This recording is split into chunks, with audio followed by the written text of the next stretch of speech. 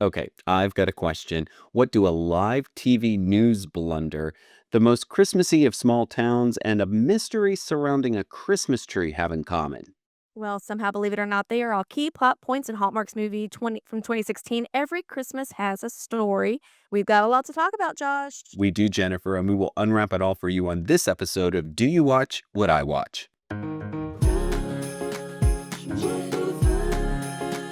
If you like holiday movies from the classics to newbies, let's sit down and watch, then have a talk with Jennifer and Josh. Sit down and watch, then have a talk with Jennifer and Josh. Well, if you've been with us for any period of time here on the podcast, you know we love a good local news trope. And boy, do we get a doozy in this one, all the way back from 2016, almost 10 years ago now, from the Hallmark Channel. This one gets plenty of hate online, so it seemed like a perfect choice, Jennifer, to wrap up our Coal for Christmas with a question mark in June, where we are recapping and reviewing some Hallmark movies that really just don't seem to get a whole lot of love out there. That's right. So let's dive into it. Here's the short and sweet summary from IMDb. When a TV personality has an on air snafu and admits she hates Christmas, she is invited to the most Christmassy town in the U.S. to try and repair her image. Let's go. So we open with a jazzy version of Jingle Bells, and we are in sunny Los Angeles, which of course is a city that knows as much about Christmas as a cactus does about snow. You're welcome. Did you just make that up? I did. You're You're just making Christmas jokes now in your spare time. That's I love it. in all my spare time. Yeah, so enter Kate Harper. She's the star here, the female lead, Lori Loughlin, as you might remember from Full House. She's a morning show host at NTN, which of course we're just going to call News, News, News. And this is a throwback callback to our very first episode, if you're new to the podcast, where we had a local news trope. And so anytime we just call it News, News, News, because that's the easiest thing for us. It's a little wink and a nod if you've been with us from the start. So anyway, Yeah, Kate. the real ones. If you're new, then go back to, like, what, however many years ago and start just binging. Yeah. Binge some ever living podcasts. Now, I am realizing in this moment that Lori Loughlin was Aunt Becky on Full House. You know that.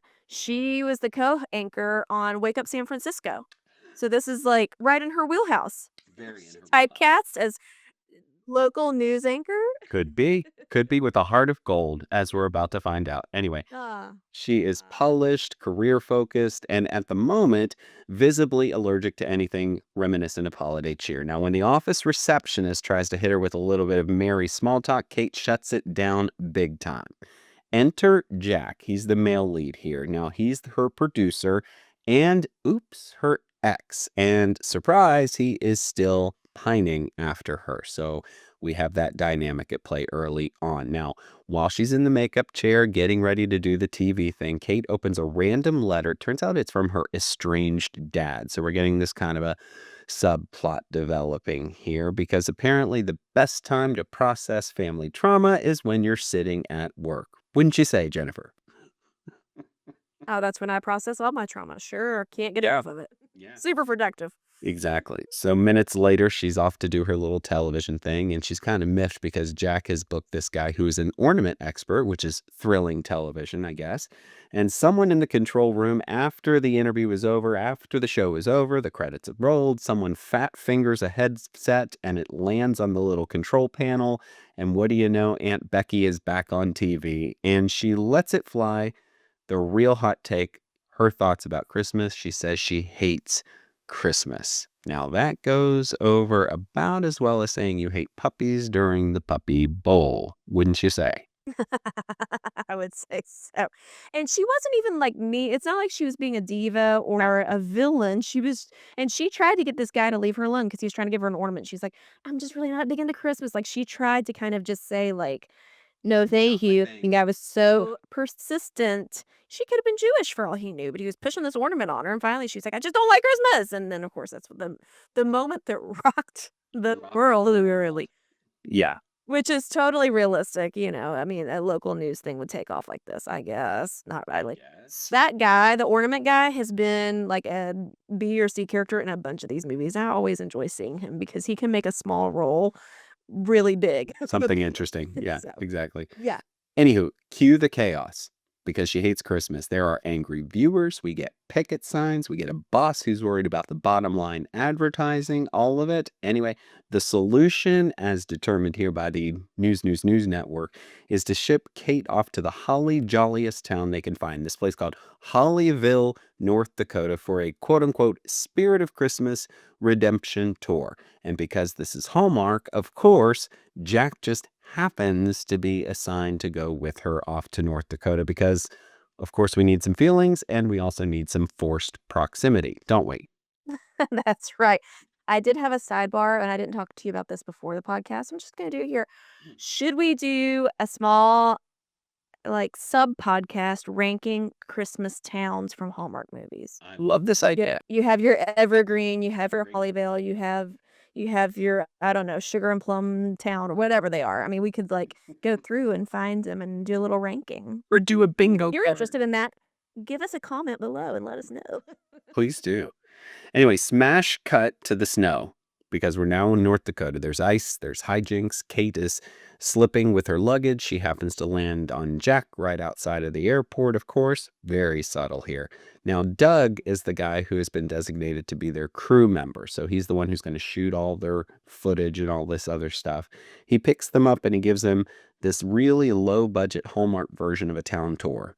And when I want you to envision this town, if you've not watched this, think the Hobby Lobby clearance section meets maybe small town America, but a little bit of merry. Like it was certainly festive, but I didn't feel like it was over the top festive for some place that was supposed to be the holly jolliest city in the country. Did you? Exactly. I think they've given themselves that title, and anybody can do that. Like on the movie Elf, it was like the world's best cup of coffee, and he's like, "You did it! You won the award!" That's what I feel like. Anybody can just proclaim that they're the most Christmassy and this, that, and the other. But based on what? We've seen more Christmas than this. We have, yeah.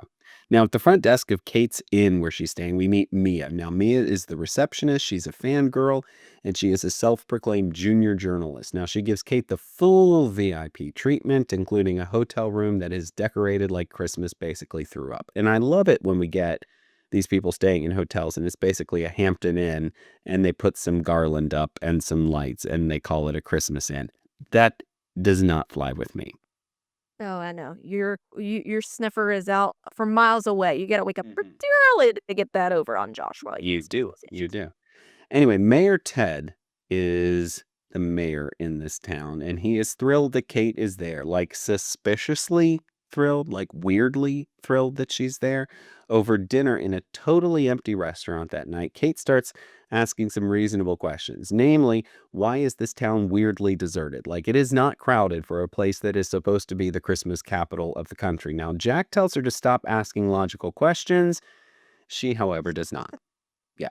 Kate begins filming her story series the very next day with the enthusiasm of someone taking cough syrup. Like, literally, she was not excited to be doing this. Now, her plan here, to be very clear, is that she's going to fake it till she makes it because she just doesn't really feel Christmas, but she realizes she has to do this to save her career. But when she notices that the town's giant Christmas tree is MIA, suddenly there's some real drama for her to investigate here. Now, apparently, all of this dates back to a family in this town, the Hollis family, that stopped putting up trees a few years back, and weirdly, no one's talking about it. Now, Kate smells a story here, and Jack starts catching feelings all over again. So here the two of them are. You're rolling your eyes. Were you buying this at all? No. No. I mean, it's no. I wouldn't. No. Well, I guess he never stopped having feelings for her. No, he didn't. Yes. Yeah, no. Yeah. Anyway, a mystery package shows up at the inn for reasons unknown and doesn't have a return address. Is it from her dad? Is this a plot device?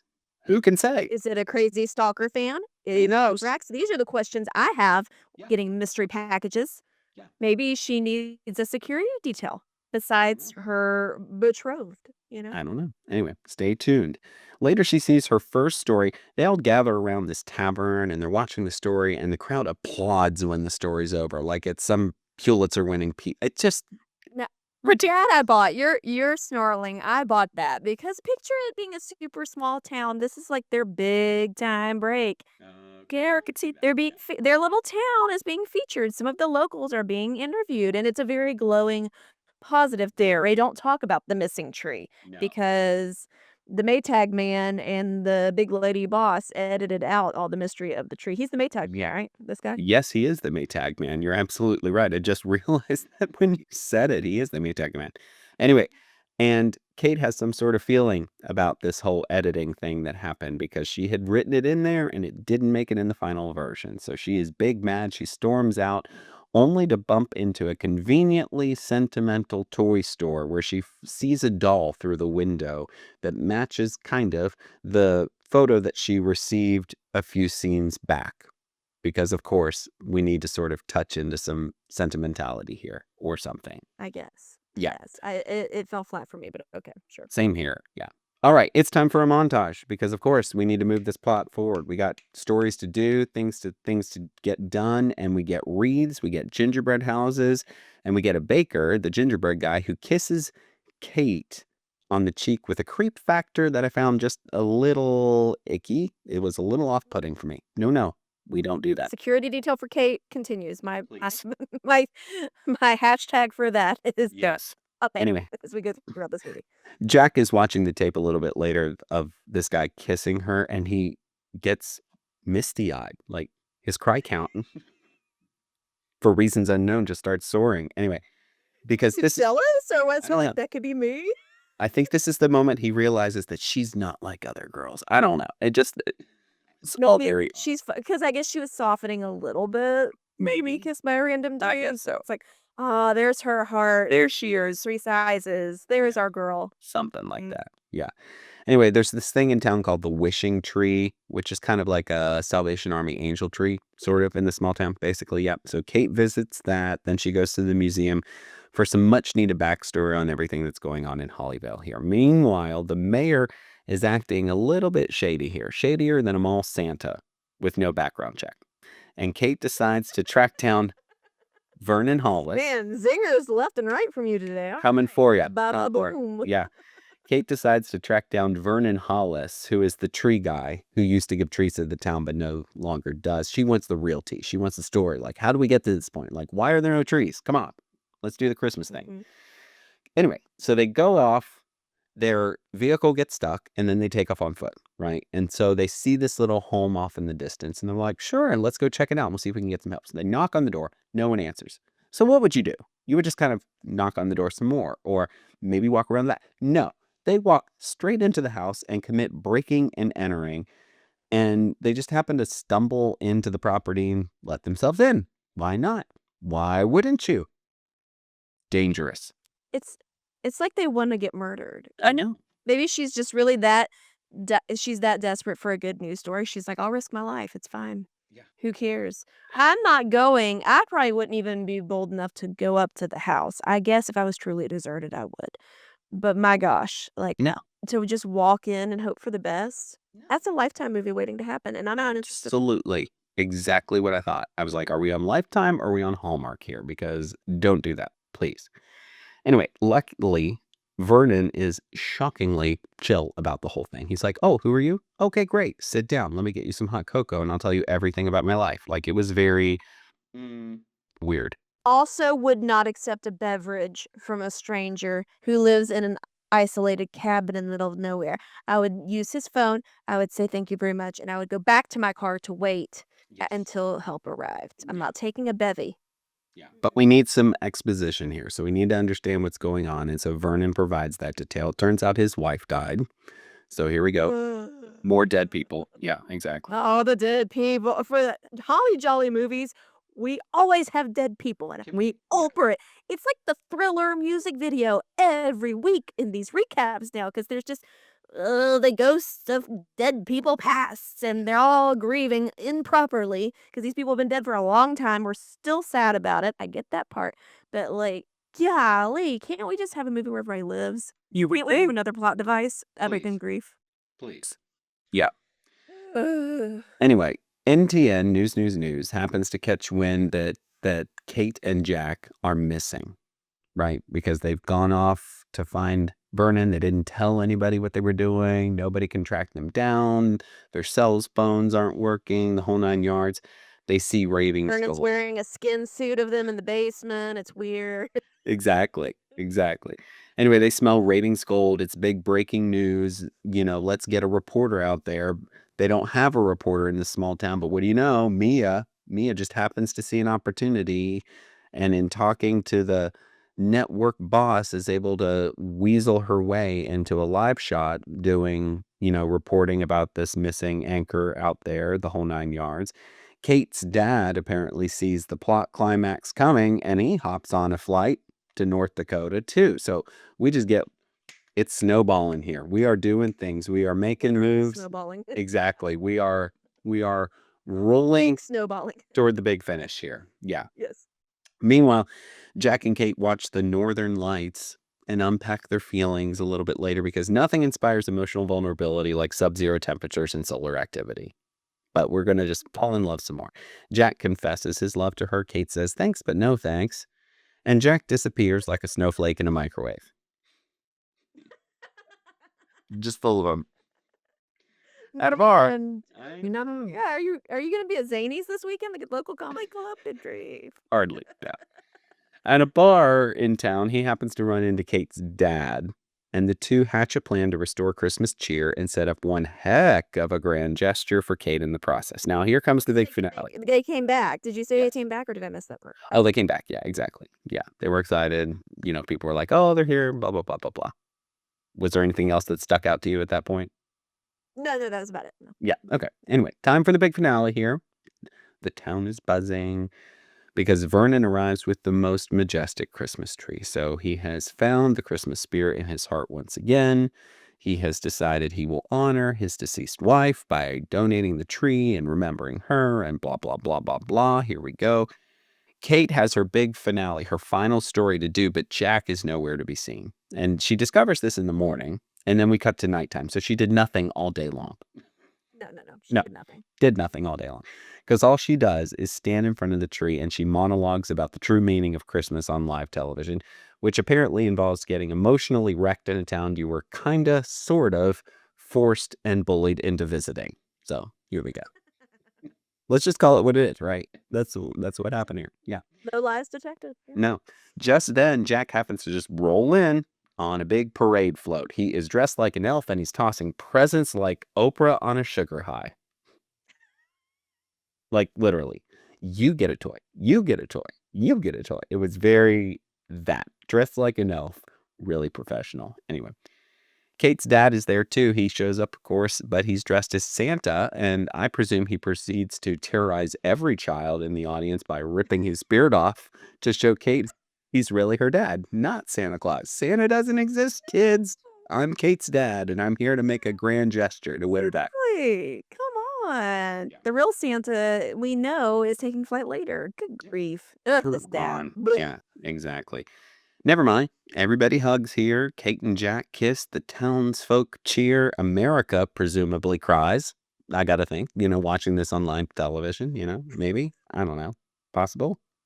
Anyway, breath. Yeah. Yeah. The tree lights up. Joy is restored, and we fade to black. It's time for gold or coal. Okay, it is time for our gold or coal segment, which is the most beloved segment in all podcastdom or something like that. And if they can make proclamations, it's the most Christmassy town, we're the most Christmassy podcast. There you go. I said go. All right. So we're each going to bring 3 gifts to the podcast, things that stood out to us about this movie. If there's more gold, it's a story worth telling. And if there's more coal, it's a hard pass. If it's a tie, it's just going to be a meh. Merry Christmas. Josh, I'm coming to you first. Sure. So I will start with a piece of gold here. Now, I actually liked seeing some leads that were a little bit more mature, right? These were not people in their 20s that we normally see falling in love in these things. These were certainly people in their 30s/40s. And I thought that was nice. I liked seeing some older folks who had a little bit of life experience behind them doing the thing in a Hallmark movie. So gold for me. That's true. That's a great point.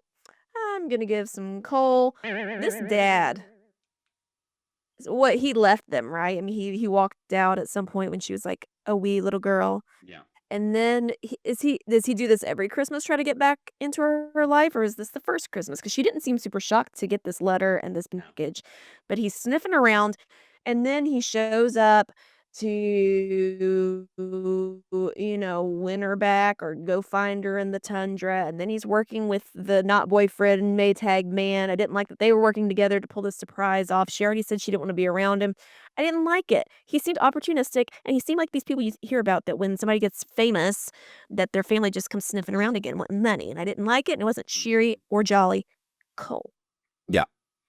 More coal for me. I did not buy this transformation for this main character here. She went into this hating Christmas, and then all of a sudden we're supposed to believe that she found the spirit of Christmas because this guy donated a tree to the town, and she had reconciliation with her father. Like, it really didn't feel earned to me. I didn't buy it at the end of the day, so coal for me.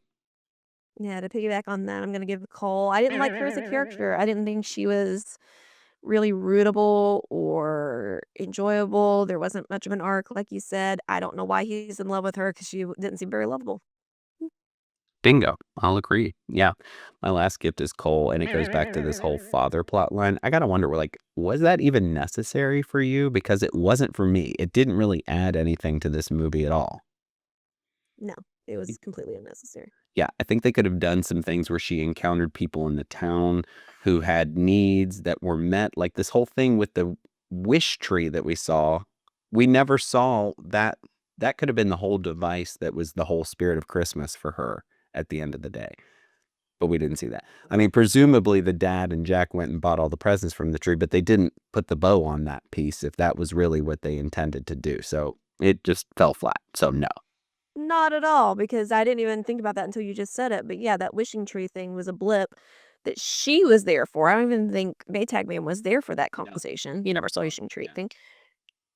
And I thought she was going to dig into her little pockets and buy the presents and, like you said, connect with the people and here's the presents and make them have a Merry Christmas and all that jazz. We didn't get any of that.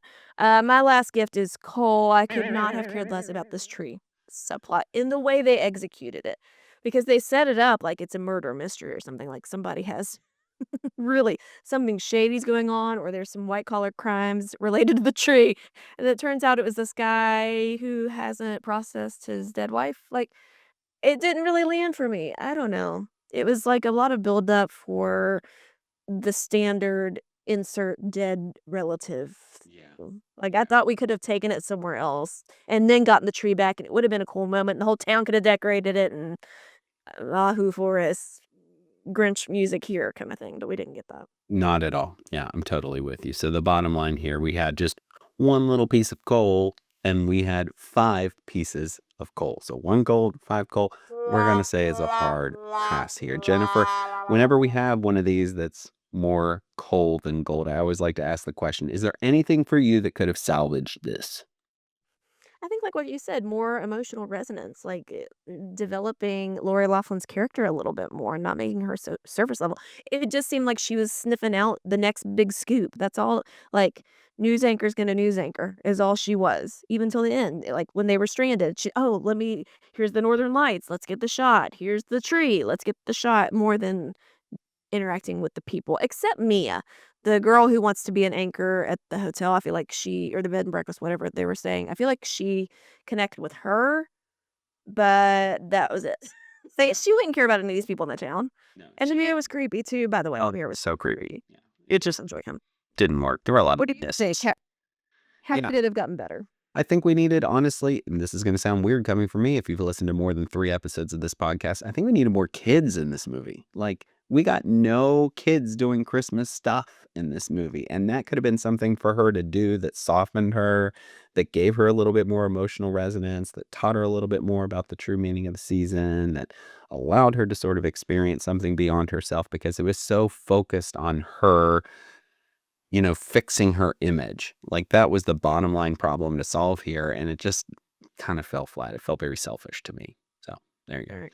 Hey, so if you've seen this one, we'd love to know, what did you think? Or if you watched this one after listening to this podcast, we'd love to know your thoughts as well. So be sure to leave us a comment on this video or connect with us on our social media channels. You can find links to everything about us on our website at doyouwatchwhatiwatch.com. And that, friends, is another episode of Do You Watch What I Watch? That's right. Special thanks as always to Nick Shores for our theme song. Thank you for listening and watching. And hey, I haven't even told Josh this, but we've asked you guys what the best. We've been talking about what, some of the not so great movies are, but we've been asking what are the best Hallmark Christmas movies of all time. And a lot of your comments we've already talked about. So go find our podcast episodes. We've covered The Biltmore Christmas. We've covered Holiday Touchdown. We've covered Three Wiser Men and a Baby. But for the first one of our Christmas in July series that I want to talk about next, it's Ghosts of Christmas Always.